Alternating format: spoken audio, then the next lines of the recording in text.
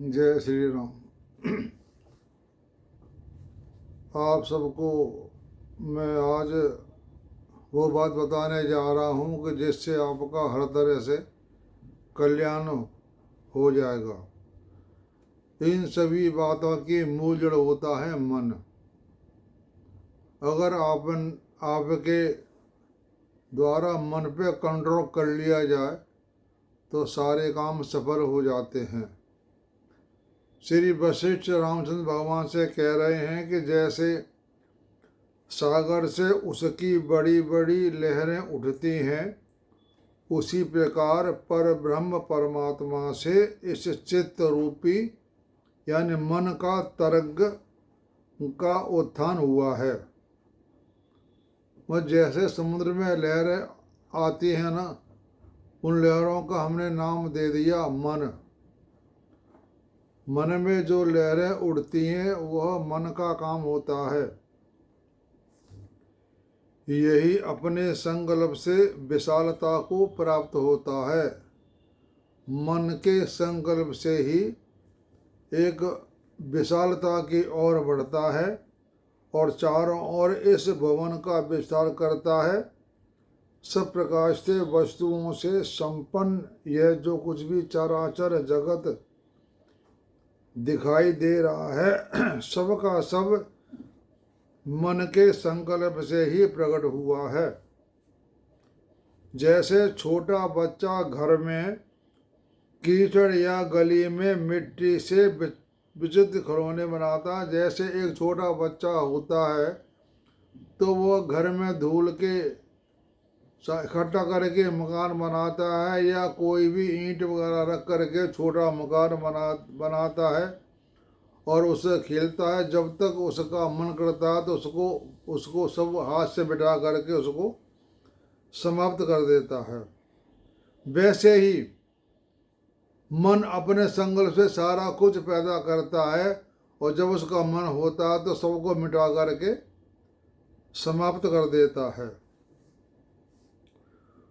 उसी प्रकार मन भी इन सब पदार्थों का विलक्षण सा बना देता है। जैसे वृक्ष से पत्ते प्रकट होते हैं, जैसे हर वृक्ष से पत्ते प्रकट होते हैं और समय आने पर वो झड़ जाते हैं, उसी प्रकार मन के संकल्प से अनर्थ, देश काल, गमन और आगमन ये सब के सब उत्पन्न होते हैं। जैसे जल ही समुद्र और गर्मी ही अग्नि का रूप है, उस प्रकार मन ही विविध व्यापारों में पूर्ण संसार है। जिसने मन में देखा है वही वस्तु देखी गई मानी जाती है। यदि चित्त ने नहीं देखा तो सामने रखी हुई वस्तु भी नहीं दिखाई देती। यहाँ चित्त का जो बार बार नाम आता है वह मन से ही व्याख्या की जाती है। जैसे अंधकार में नील रूप की कल्पना की गई है, उसी तरह मन ने अपने में ही इंद्रियों का निर्माण कर रखा है और इंद्रियों द्वारा ही सारा सुख प्राप्त होता है। जो हमारी 5 कर्मेंद्रियां हैं, इंद्रियों से मन साकार होता है और मन से इंद्रियां, यानी इंद्रियों से मन साकार होता है। साकार कहते जो हमें वस्तु दिखाई देती है, मन से ही साकार होता है और मन से इंद्रियां। इस प्रकार दोनों समान हैं, यद्यपि इनमें मन ही उत्कृष्ट है क्योंकि मन से इंद्रियां उत्पन्न हुई हैं। इंद्रियां जो है वो मन के द्वारा ही उत्पन्न हुई हैं, इंद्रियों से मन नहीं। यानी इंद्रियां मन के द्वारा प्रकट हुई हैं। इसी तरह मन और शरीर एक दूसरे से अलग होने पर भी जन की दृष्टि में इन दोषों का एकता है, अर्थात जो चित्त और शरीर दोनों को जड़ कोटि में मानकर उन्हें एक सा समझते हैं। वे ये आत्मा के ज्ञाता परम ज्ञानी महात्मा हम सबके लिए वंदनीय हैं। आत्मा या परमात्मा निरंतर चिंतन रूपी प्रयत्न से पुरुषार्थ से चित्त रूपी बालक का पालन किया जाता है, अर्थात उसे यत्न से उसके राग और चपलता आदि रोगों की चिकित्सा करके उसे स्वस्थ बनाया जाता है और उसे अवस्तु से हटाकर वस्तु में लगाया जाता है तथा उसे बोध से संपन्न किया जाता है। जैसे बालक को प्यार या भय दिखाकर बिना प्रयत्न के इधर उधर जहाँ चाहे लगाया जा सकता है, उस प्रकार भावों से मन को भी अनायास ही अंतरात्मा में लगाया जा सकता है। ऐसा करने में कठिनाई ही क्या है। जैसे हम बच्चे को डांट पुचकार करके बच्चे को अपने कहने अनुसार उसको काम में लगा दिया जाता है, वैसे ही हम मन को लगा सकते हैं। इसमें कोई आश्चर्य की बात नहीं है। जैसे कोई पहलवान किसी बालक को अनायास ही पछाड़ देता है, जैसे कोई पहलवान अनायास एक बालक को पछाड़ देता है, उसी प्रकार अपनी बुद्धि से अरम्य विषय समूह में परम रमणीय पर ब्रह्म परमात्मा को भावना करके मन को बिना यत्न के ही जीत लिया जा सकता है। पौरुष रूपी प्रयत्न से चित्त को शीघ्र ही जीत लिया जाता है। जो चित्त को जीत कर उसके प्रभाव से रहित हो गया है, वह बिना प्रयास के पर ब्रह्म परमात्मा को प्राप्त कर लेता है। अपने विस्तार वह बिना किसी प्रयास के परमात्मा को प्राप्त हो जाता है। अपने चित्त पर आक्रमण करके उसे वश में कर लेने का मात्र जो सहज साध्य और स्वाधीन कार्य है, उसे ही जो लोग नहीं कर सकते, वे पुरुष नहीं वो गीदड़ हैं। जो ऐसा काम नहीं कर सकते वो मनुष्य नहीं, वो गीदड़ के समान है। उन्हें धिक्कार है जो मनुष्य होने के बाद मन को वश में न कर सके। वह सामने दिखाई देने वाला जो पिता से उत्पन्न शरीर है, वह मैं हूँ, और यह जो घर खेल आदि धन है, यह सब मेरा है। यह मैं और मेरा ही मन है। यदि यह मैं और मेरेपन की भावना न की जाए तो उसका मन उसे तरह काटा जाता है जैसे हंसी से तृण। अगर ये विचार आदमी कर ले कि मेरापन ये कुछ नहीं है, तो ऐसा सोचने से मन बस में हो जाता है। जैसे हंसी से एक घास काटते हैं, ऐसे मन भी बस में हो जाता है। अपनापन और मैं को शरीर से निकाल दो, मैं और मेरा को निकाल दो, तो मन आपके बस में हो जाएगा। और इसलिए कोई विज्ञ पुरुष जैसे अपने बालक पुत्र को अच्छे कर्म में लगाता है, उसी तरह विद्वान पुरुष को चाहिए कि वह अपने मन को कल्याण में लगाए। जैसे एक पिता अपने बालक को अच्छे काम में लगाता है, उसी तरह विद्वान पुरुष को मन को एक अच्छे काम में लगाना चाहिए। जिसका नाश होना कठिन है वह तो तथा जो नूतन या बालक न होकर सयाना और दर्प से भरा हुआ है, उस मन रूपी शेर को, जो संसार का विस्तार करने वाला है, मन एक शेर रूपी ये शेर के समान माना जाता है। सिंह है, जंगल में सिंह वन का राजा होता है, वैसे ही हमारे शरीर में मन राजा होता है। मन ही अपने सारी बातों को मन का जीवात्मा से काम करवाता है और वह बार बार जन्म मरण के चक्कर में लगाता रहता है। यह है मन का काम।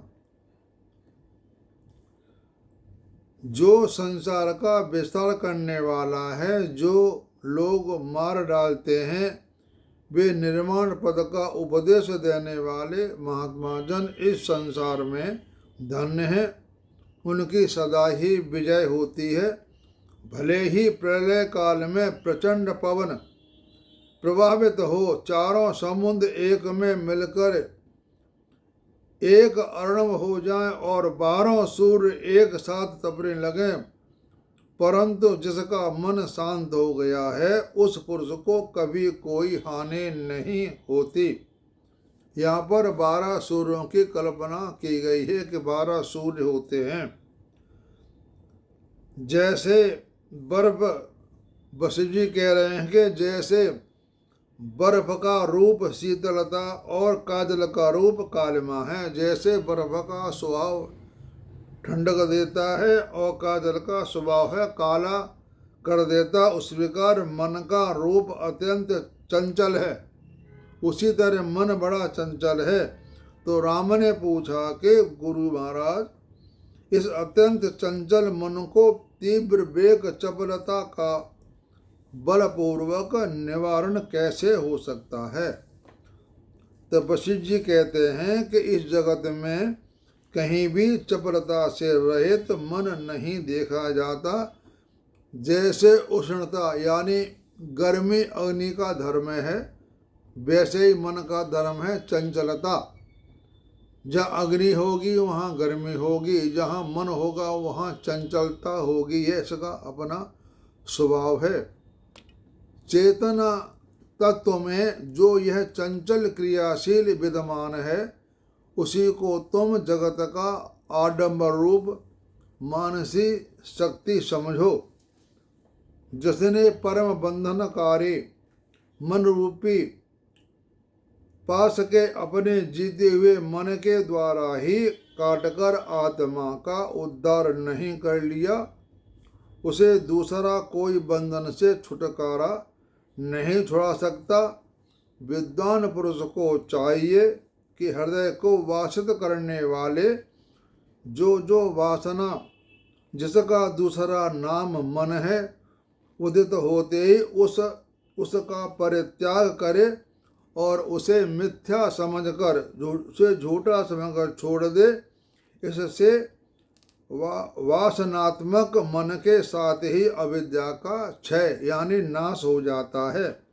भावना की भावना न करना ही वासना का क्षय है। इसी को मन का नाश एवं अविद्या का नाश भी कहते हैं। तो यह मैंने आपके मन के बारे में बात बता रहा हूँ। तो श्री राम जी बोले कि ब्रह्मन यह अविद्या अविद्यमान असत है, अत्यंत तुच्छ है और मिथ्या भावना रूप है। तो भी इसे कोमलांकी युवती की भांति इसे सारे जगत को अंधा बना रखा है। जैसे जवान एक औरत होती है, सुंदरी होती है, वह सारी दुनिया को नचाती रहती है, ऐसे ही मन का काम है। मन सब जगत को नचा रहा है। जैसे एक जवान युवती मनुष्य को नचाती रहती है। इसका न कोई रूप है न आकार, यह सुंदर चेतन से भी रहित है और असत होकर भी नष्ट नहीं हो रही। इसने सारे जगत को अंधा बना रखा है। और यह कैसी आश्चर्य है, यह सदा अनंत दुखों से व्याप्त मृत के तुल्य और संज्ञानहीन है, तो भी इसने जगत को अंधा बना रखा है। यह विचित्र बात है कि काम और क्रोध ही इसके सुदृढ़ अंग हैं। मगर हमारे सबसे जो बड़ा दुश्मन है वह है क्रोध और काम। तमोगुण की अधिकता से यह वक्र जान पड़ता है। तमोगुण की अधिकता से वक्र कहते हैं टेढ़े, वक्र कहते हैं टेढ़ा।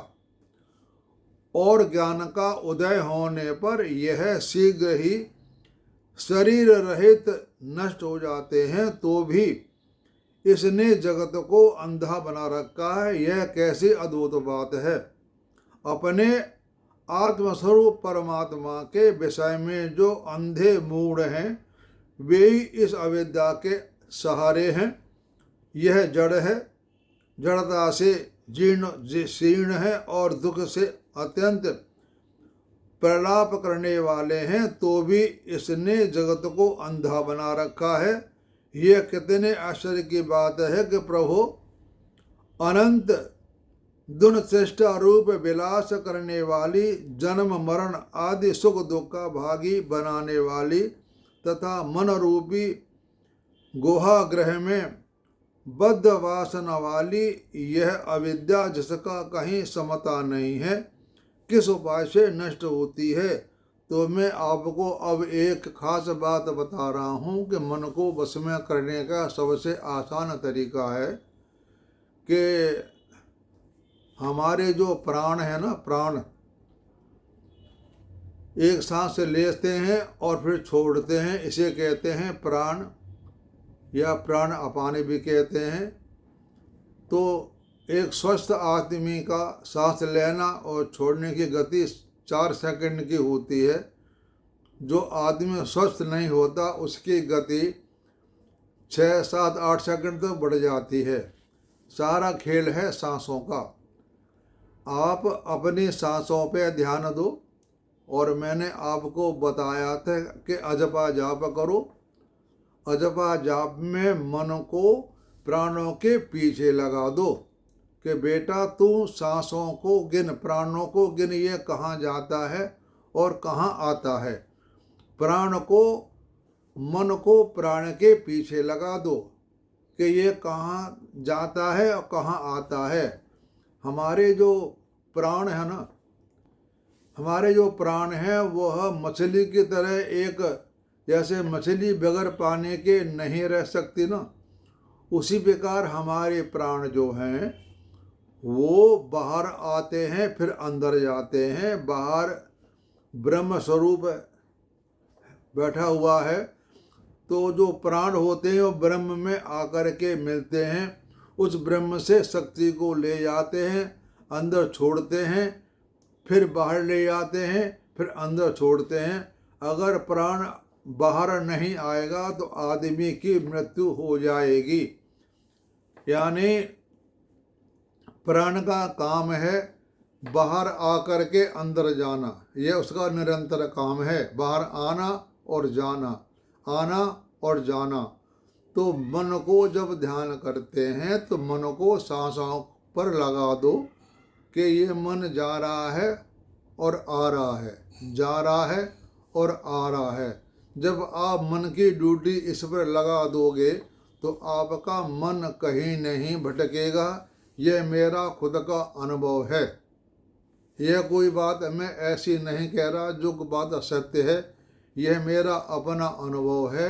आप मन की ड्यूटी सांसों पे लगा दो तो मन आपका कहीं नहीं जाएगा, वो सांसों के चक्कर में चला रहेगा। तो जो हमारे प्राण होते हैं ब्रह्म में मिलते हैं ना, तो जब प्राण ब्रह्म में जाकर मिलते हैं तो मन भी धीरे धीरे ब्रह्म में जाके मिलने का तरीका सीख जाएगा। जब मन की बार बार, कोई भी आदमी जब बार बार कहीं आएगा जाएगा या उसको याद करेगा तो वह उसी की धुन में रम जाएगा और वह उसी रूप में मिल जाएगा। जैसे हमारे संत जन होते हैं वह भक्तों को संत बना देते हैं, उनमें यह ताकत होती है। इस प्रकार जब मन हमारा ब्रह्म के प्राणों के द्वारा, सांस के द्वारा ब्रह्म के पास आएगा जाएगा तो वह ब्रह्म में उसका प्रेम हो जाएगा। फिर आपका मन शांत हो जाएगा और आपका ध्यान लगने जाएगा। फिर आप जो मन से कहेंगे वही करेगा। मन आपसे कुछ नहीं कहेगा। यानी हम मन के बस में नहीं रहेंगे, हम अपने कहे अनुसार मन से काम करवाएंगे। जो मन कहता है वह काम निश्चय होता है। सारा काम मन का खेल है, सारा काम मन का ही है। जो कुछ है सो जब मन हमारे कहने में चलेगा तो हमको मोक्ष जरूर मिल जाएगा। यह शास्त्रों का लेख है और यह सबसे अच्छा तरीका है कि सांसों पे हमेशा अजबा जाप के रूप में सांसों का ध्यान रखो तो आपका कल्याण निश्चित है। जय श्री राम।